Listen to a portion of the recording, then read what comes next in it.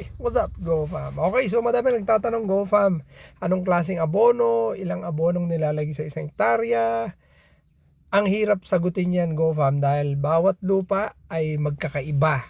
So merong mga matatabang lupa, may mga malnourished na lupa, merong mga lupang maasim, may mga lupang matamis. Joke lang. Okay, so magkakaiba, GoFam.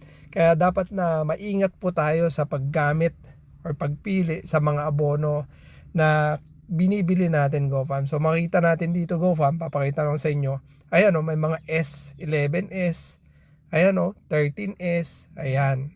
Yan, GoFam, is sulfur. Okay?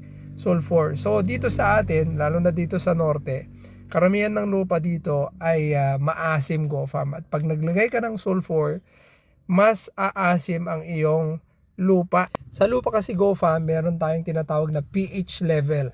So usually 1 to 10 yan, 1 being acidic, 10 being alkaline. So iba-ibang crop merong gustong level, pH level na gusto. But since ang tinatanim natin dito ay palay, mais, ang gusto niyan, GoFam, ay nasa 6 to 6.5. So slightly acidic. Maliban lang kung syempre ang mga tinatanim natin, yung mga citrus na like mga pinya, ibang pH level na naman yun ang gusto, GoFam.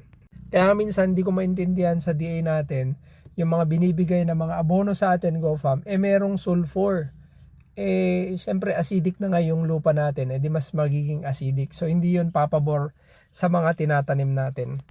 Etong sulfur, GoFam, gusto mong nilalagay ito sa mga alkaline na mga lupa kasi babalansehin mo para ibababa mo ngayon yung pH level. Okay? Sa mga acidic naman, GoFam, iiwasan natin to mga mayroong S at gusto natin lagyan natin to ng mga lime para at least itataas natin ngayon yung pH level ng ating lupa.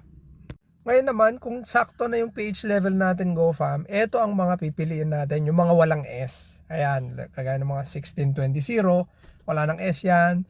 1414, wala ng S.